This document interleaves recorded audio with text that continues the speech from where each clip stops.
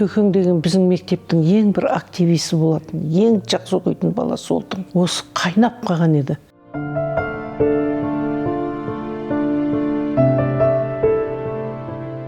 Төлебек Қосманбетов балалық шағынан зерек, ерек жігері мықты, рухы биік азамат болып өсті. Оның биіктікке секіруінде де бір мән жатқандай. Ең бірінші кездесуіміз бір қызық болды біздің. Мен 7-ші класс оқимын, ол 9-ші класс оқиды.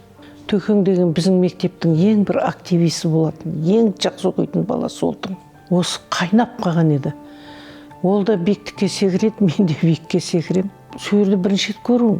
Бір кішкене ғана қара бала, мен бүйтіп тұртып қалды да, құлап қала жаздадым. Сосын айтым, немене сен? Мен құлатып жібере жаздадым ғой деп ашуланып қалдым. Сөйтіп айтады, құлайсың ба, құламайсың ба, білмеймін, бәрібір саған үйленемін деді.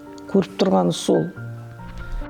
Діттегеннен қайтпайтын қайыспас қайсар мінезі мектеп кезінен ақ осылай байқалған. Өзгелер секілді ақыл тоқтатып оң солын таныған жаста емес, 9-шы сыныпты бітірмей жатып ақ болашақ жарын нақты көздеп, өз өмірінің сценарийсі болған. Күніге сабақтан кетіп баратсам, көшеде тура біздің мектепке дуалдас үйі. Әнерге скамейка қойып қойған әтейі. Қойдырып алған бір үйдің еркесі, жалғыз бала. Отырып алады да, мені аңдып отырады, кетіп баратсам тас лақтырады. Мен қорқып тұрам, қазір таспен ұрады ғой мен деп. Кішкентай тасты тақ етіп, бір жеріме тигізеді әйтеуір. Бұны не істеп жүр? Сөйтсем ол өзінше ухаживаниесі екен. Біздің екеуміздің де бірінші махаббатымыз, оның да, менің де. Солай біз кездескенбіз. Солай жүре берді, бір-екі жыл тас лақтырып жүрді. Одан кейін киноға барсам, кинода артында отырады да, конфет лақтырады. Одан ол Алматыға оқуға түсіп кетті. Мен 10-ші класс, 11-ші класс бітірдім ауылда, Арыста. Арыстың түлегіміз екеумізде. Нархозға финансово-кредитныйға түстік барып. Төкең бір экзамен тапсырды. Медалист қой. Алтын медальмен бітірді мектепті.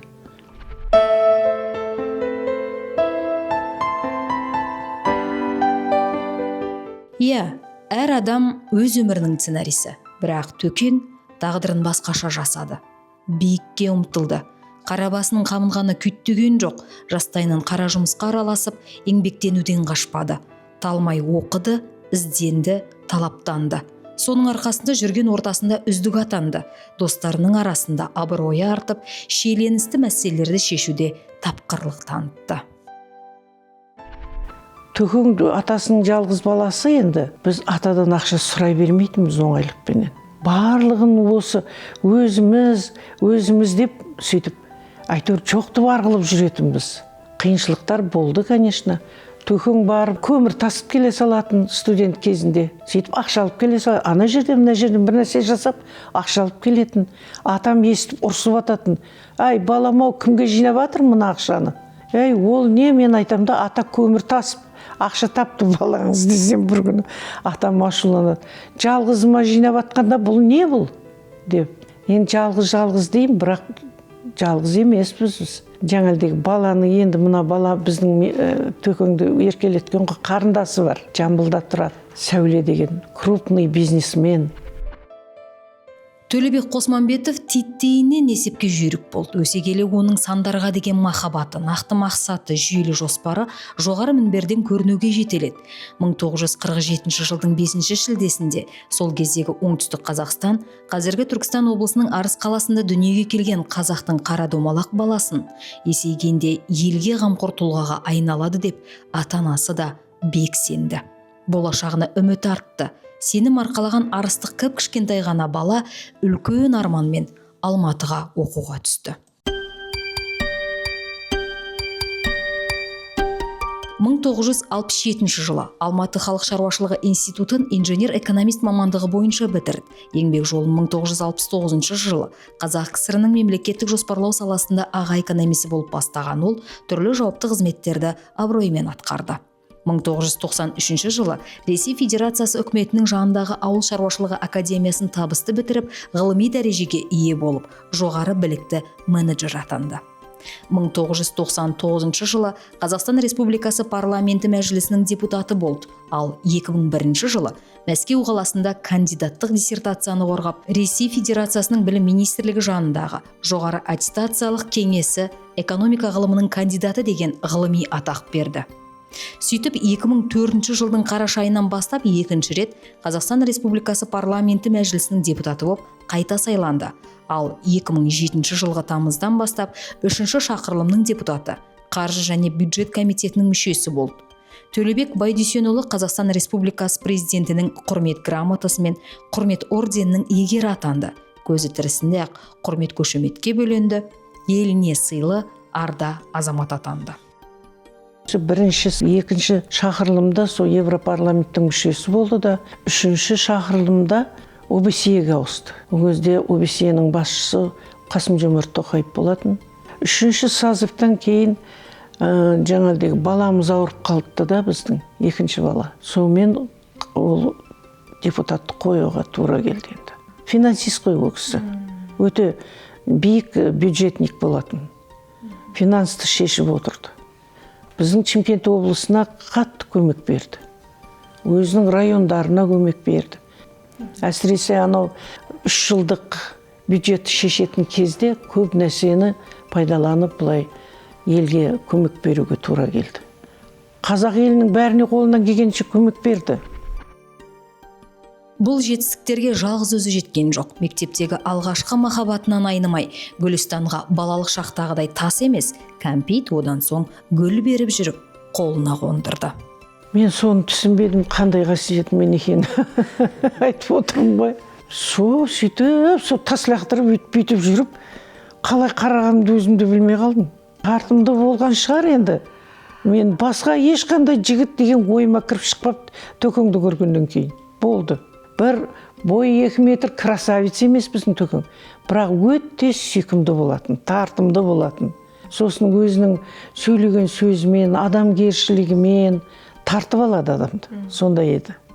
11-ші бітіргеннен кейін мен 1 жыл оқуға барған жоқпын. Бір семейный жағдаймен. Сол келгенде артынан еріп келеді. Бірінші рет біздің үйге қарай бара жатқан бұрышта бір тал болатын. Сол талдың түбінде тұрып бірінші рет қолымнан ұстаған. Енді бір қолдан ұстаған деген сұмдық ол заманда, біздің заманда. Сонымен Алматыға мен де түстім. 1 жыл оқыдым, содан кейін барып біз үйлендік. Бірінші Бибі Мария деген қыз өмірге келді. 69 жылы.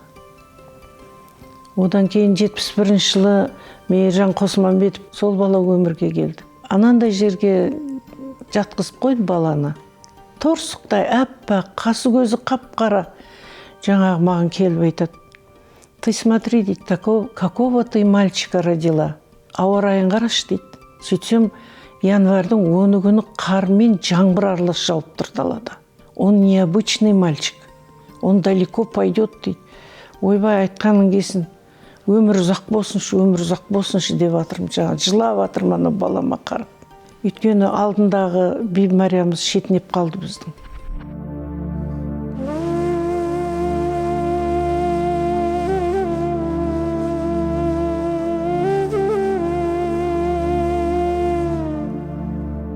Өмір кейде күлдіріп тұрып жылатады. Етегің толып еңірегенде қайтадан өзі жұбатады деп Мұқағали ақын жырлағандай тірі адамға тағдырдың тосыннан берер сыйлары көп.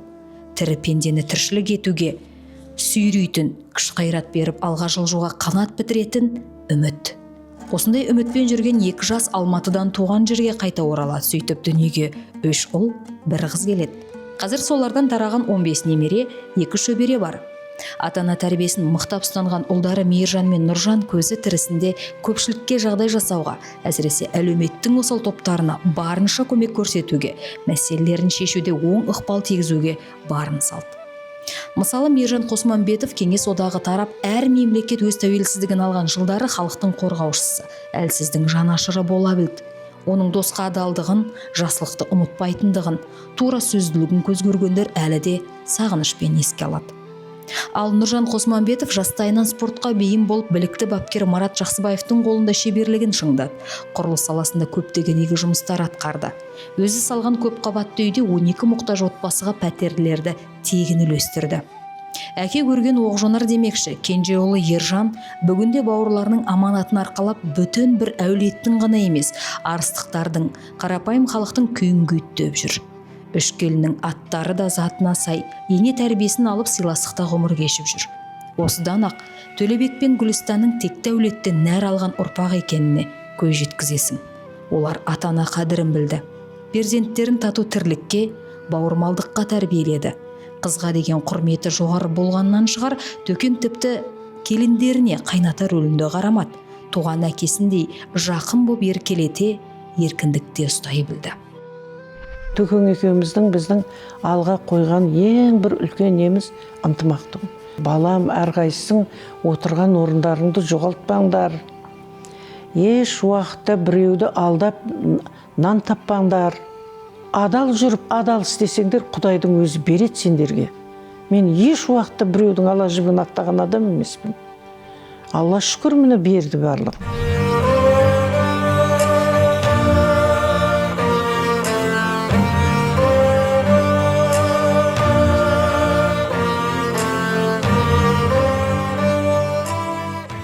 Оның сүріп өткен өмір жолы, рухани жан дүниесінің байлығы, адамға деген мейірімі көз көргендерді таң қалдырушы етін. Патриоттық сезім ұлы күш. Ол елге деген құрметің мен ұлтыңа деген сүйіспеншілігіңді қалыптастырады. Туған елің мен жеріңе деген жанашырлығыңды арттырады. Елге қызмет ету мен адалдық та осы ұлы күштен тін тарқатады.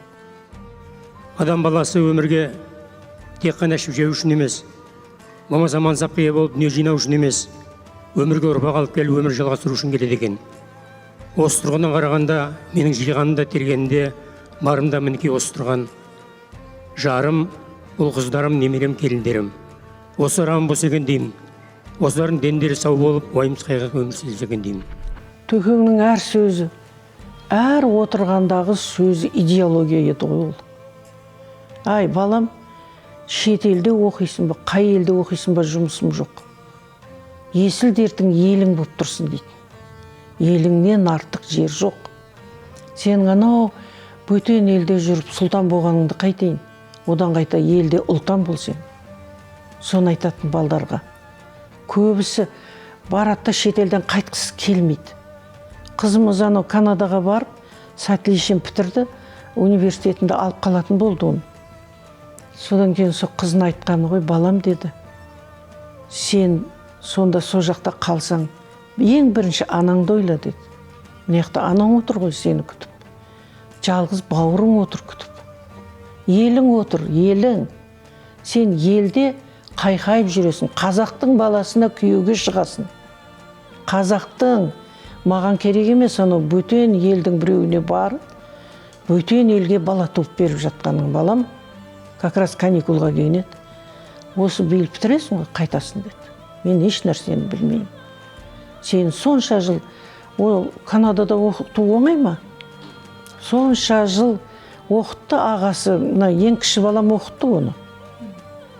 Барлық ауыртпашылығының бәрін көтеріп, сол бала оқытты.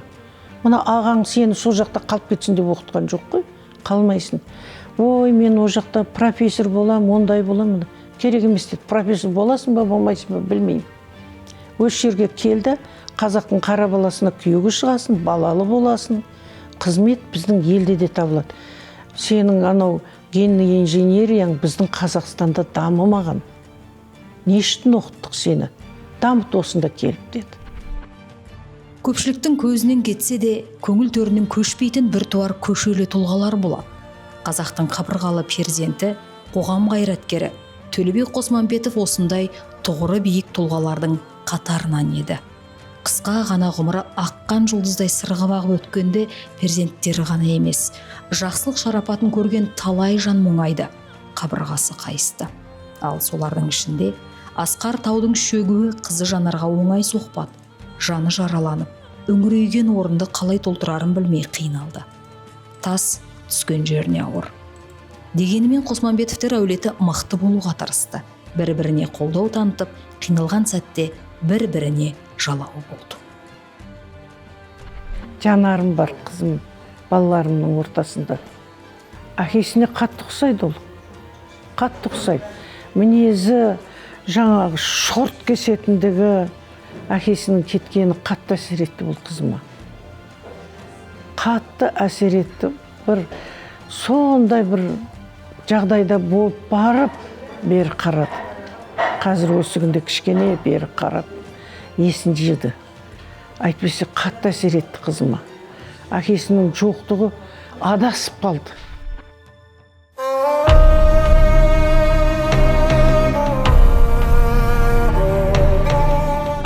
Әулетінің ақылманы, ақылшы қариясы, ел жұртының ардақты азаматы, перзенттерінің шын досы бола білген Төлебек Байдүсенұлы осындай жан еді. Қапыда дүние салды. Былтыр дәл осы кезде қасиетті айда жамбасы жерге тиіп еді. Зымыраған уақыт 1 жыл өте шығыпты. Өмір өткінші, өлгеннің соңынан өлмек жоқ. Өлгінге қайтып келмек жоқ. Тірі адам тіршілігін жалғастырады дегенімен жақыныңды жоғалту үлкен қайғы. Бізден шын жүрекпен жасалған дұғаның ғана шарапаты темек. Арда азаматтың жаны жәннатта, топырағы торқа болсын, рухы пейіште шалқысын.